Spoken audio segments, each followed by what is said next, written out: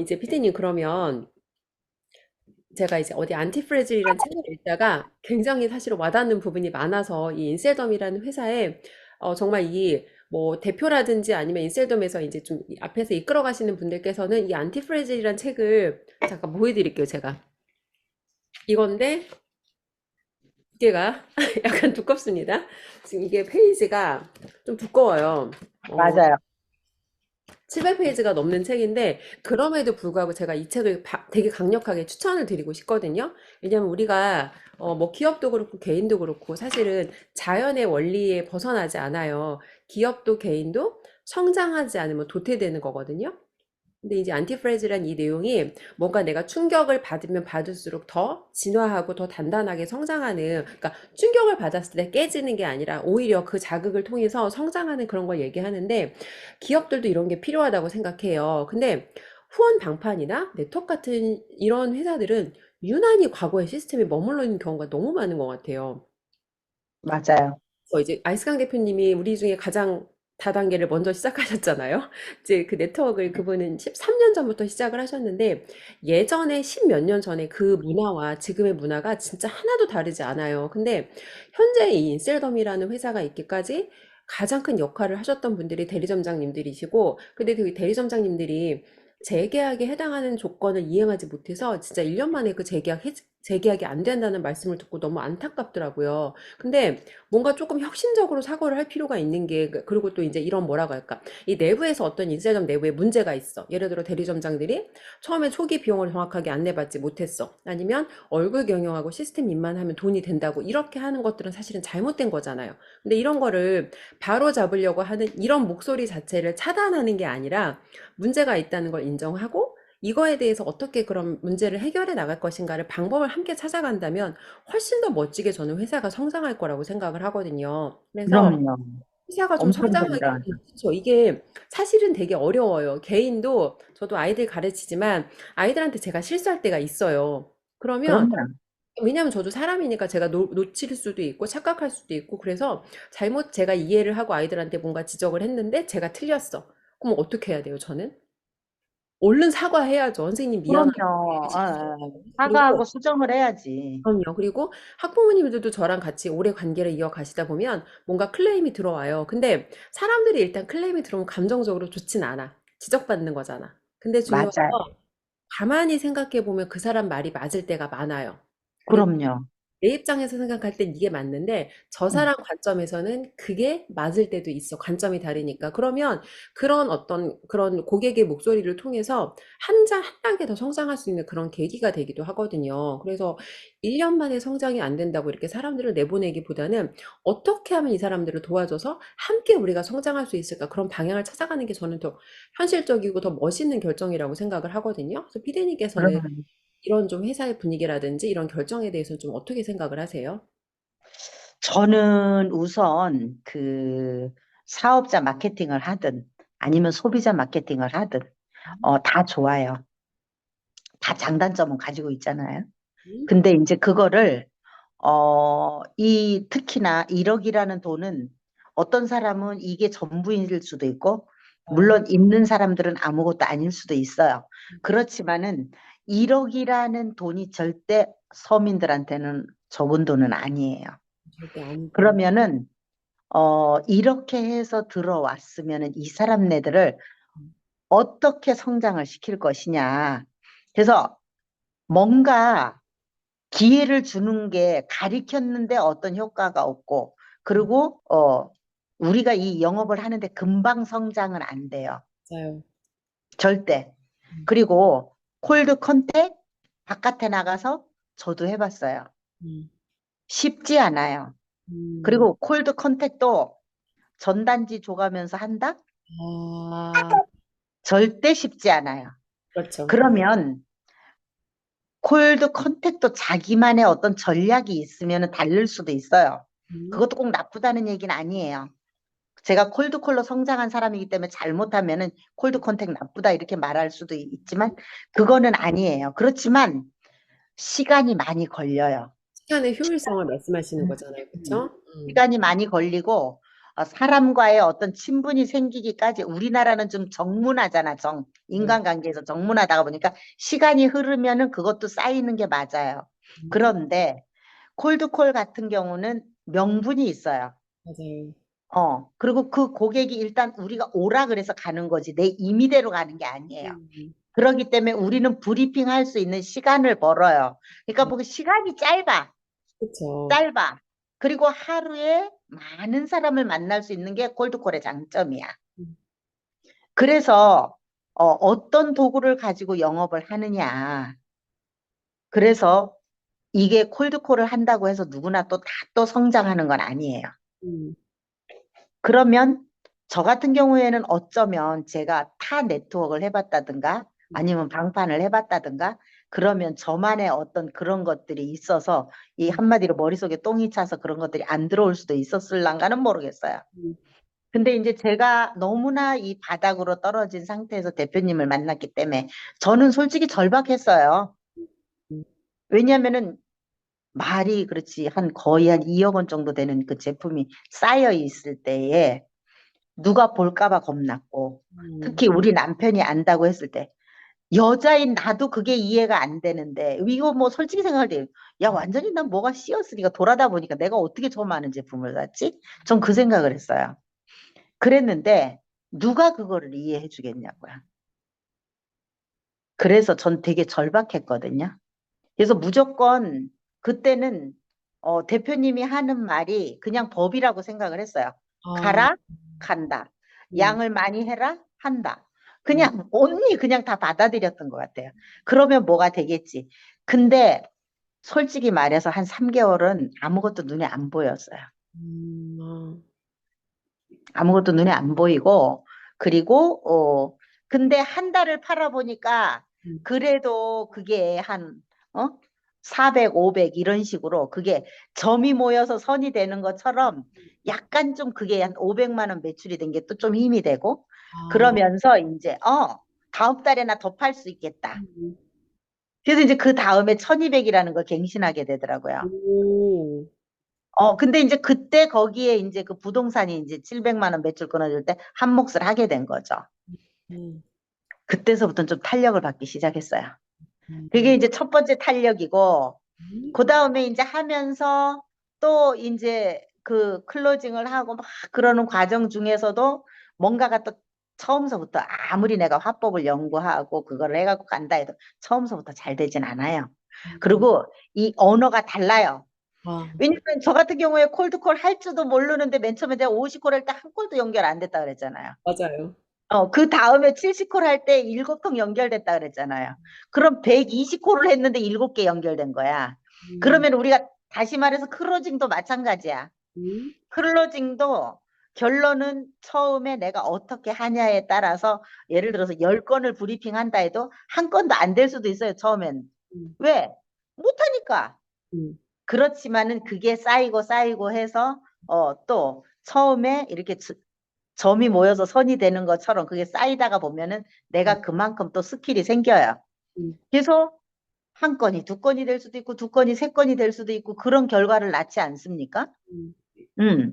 그래서 그것처럼 이 콜드콜은 결국은 확률 값이고 음, 우리가 가서 고객한테 가서 브리핑을 해서 클로징 하는 것도 그 안에 확률 값이 있다는 거예요. 음, 근데 사람들은 이제 그거를 인지를 못하는 거죠. 음, 그래서 난 왜 대표님이 양을 많이 하라 그랬는지 충분히 이해가 가는 거예요, 그게. 그 음, 안에 값이 있다는 걸 이미 다 예시를 해준 거예요. 음, 그러면서 이제 거기서부터 성장이 되었던 거고, 그 다음에 이제 한 줄 마케팅을 알면서 폭풍 성장이 됐던 거죠. 음, 그래서 저 같은 경우는 끊임없이 뭔가를 좀 찾았다는 거, 그리고 그 교육을 받을 때에 어떻게 내가 현장에 가서 경험을 하면서 늘 애로사항이 있을 때마다 뭔가 들으면 한 가지씩은 늘 얻어가지고 아 이걸 내가 내일은 가서 음, 적용을 해야 되겠구나 하는 이런 생각을 되게 많이 했던 것 같아요. 음, 그래서 그 길 안내 그래서 제가 그 교육을 음. 절대로 우선순위에 뒀던 것 같아요. 처음에는. 바쁜데 항상 왜냐하면 정시에 음, 들어오셨어요, 피디님께서. 네네 우선순위에 뒀어요. 왜냐하면은 그만큼 나한테는 이거 매달리고 절박하고 또 그만큼 가치를 느꼈기 때문에 들어갔던 거예요. 음, 음, 그리고 그 롤플레이를 그렇게 못하면서도 그거 들어간다는 거 그렇게 쉽지 않아요. 쉽지 않. 솔직히 말해서 안 들어오고 싶고 줌 꾸고 싶고 하고 싶지 않을 때 많아요.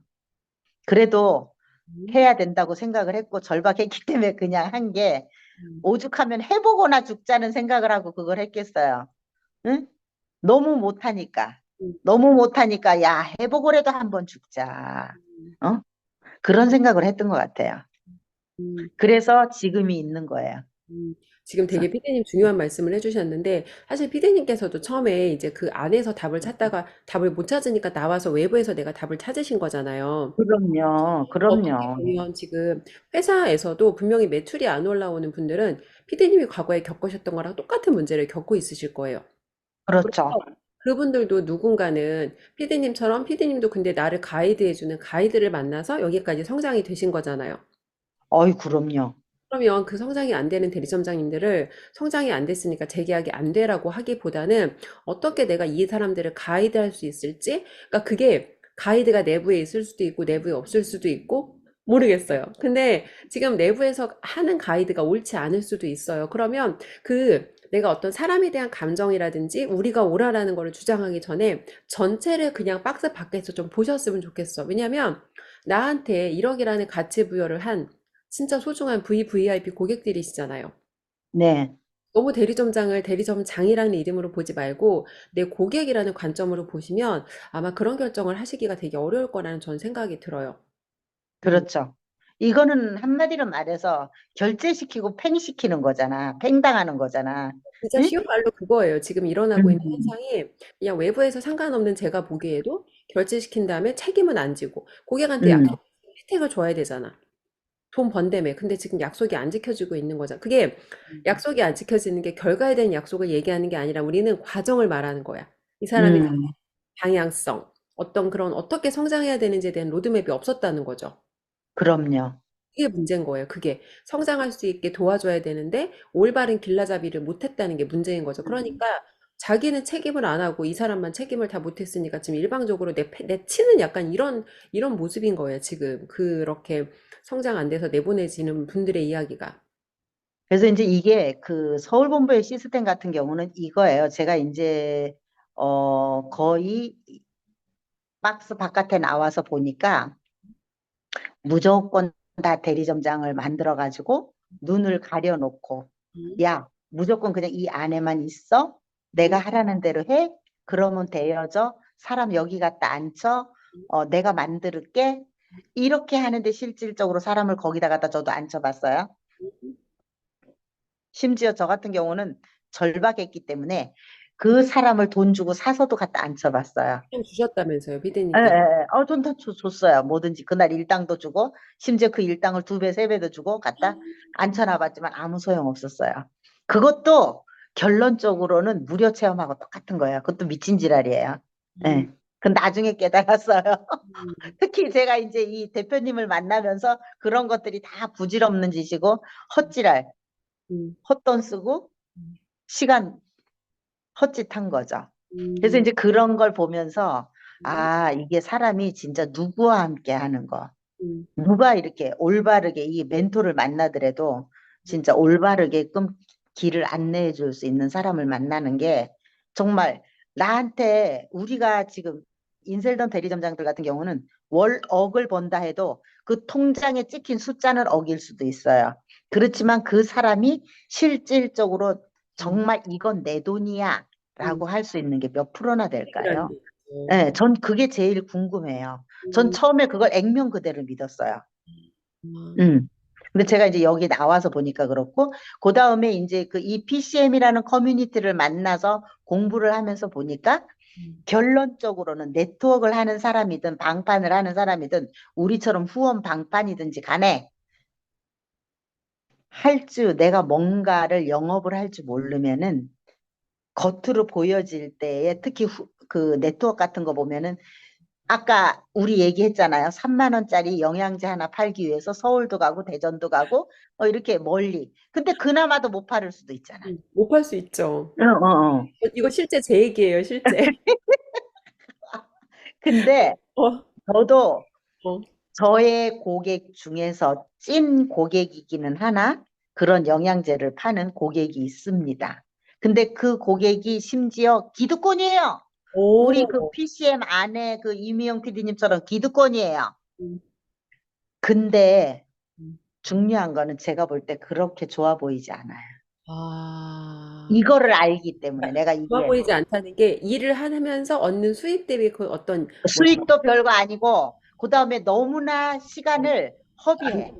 효율성이 봐서 별로 좋지 않다 이런 말씀. 그럼요. 예, 효율이 떨어지죠.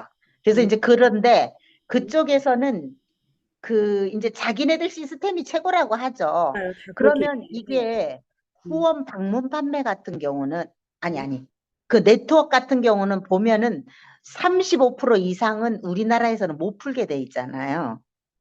그러면 나머지는 다 누가 먹어요? 회사가 먹는 맞아요, 거예요. 맞아요. 회사 배불려 주는 거예요. 근데 그 35%를 나 혼자 다 먹는 게 아니잖아. 나눠 네? 먹. 그치, 전체가 다 나눠 먹는 거잖아. 근데 그거를 모른다는 거야. 맞아요. 저도 몰랐어요. 응.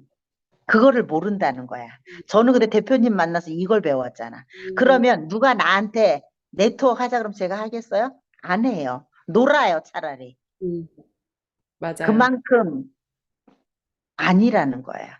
근데 인셀덤은 그걸 뛰어넘었어요. 음, 두 가지예요. 핵심 요소가 이렇게 성장할 수 있었던 게 딱 두 가지예요. 음, 뭐냐면 우선 봐봐요. 여태까지 우리가 화장을 했어도 제품을 발랐어도 음, 얼굴이 변하지 않았어요. 얘는 변했어요. 진짜 바르기만 하면 변해지잖아요. 달라졌잖아요. 그리고 음, 독보적인 돈 버는 보상 플랜이에요. 음, 이게 음, 완전히 여태까지 이런 후원 방판이고 네트워크이고 싹 다 갈아엎은 거예요. 음, 그랬기 때문에 이렇게 급성장을 하는 거예요. 음, 그래서 어, 어제 제가 어디를 갔다가 서울 본부하고 W 본부하고 S 본부하고 나 보상 플랜이 틀리다는 얘기 처음 알았거든요. 근데 이거를 볼 때에 어쨌든 타 본부는 저는 그냥 모르니까 모르는 걸로 치고 서울 본부의 보상 플랜이 이렇게 독보적이라 그러면 이거는 대단한 거예요. 음, 말이 그렇지 이렇게 타 네트워크에서는 우리 대리점장들은요. 음, 5가지 장려금 못 받아도 판매 수익만 해도 12%는 볼 수 있어요. 이건 순수입을 말하는 거예요. 12%. 음, 그러면 타 네트워크 12% 받는데 없어요. 음, 그래서 제가 팔아도 돈이 된다는 얘기를 자꾸 하는 거예요. 그래서 독보적인 게 맞아요. 음. 이 두 가지 때문에 서울 본부는 엄청난 성장을 거두고 완전히 후원 방판이 됐든 네트워크가 됐든 다 뒤집어 엎게 된 그런 게 아닌가. 좋습니다. 전 지금 서울 본부는 크고 있는 것 같은데 그 안에서 사실 고통받고 돈을 못 벌고 힘든 분들이 되게 많아요. 이제 유튜브 댓글 달리는 거 보면 이제 돈 벌 줄 알고 이렇게 투자했어. 내가 투자해서 갔는데 근데 남은 건 카드빚과 상신분이라는 제가 글을 보고 너무 마음이 안 좋았거든요. 근데 이제 제가 쓴 글을 보고 이렇게 공감되고 위로되는 글을 써주셔서 감사하다고 하셨는데 사람이 제일 중요해요, 여러분들. 그래서 이 안에서 우리를 이렇게 성장하게 해주는 거는 한 명 한 명의 소중한 대리점장님들이시니까 그분들의 가치를 절대 잊지 않으셨으면 좋겠어요. 이 말씀 꼭 드리고 싶습니다. 맞아요.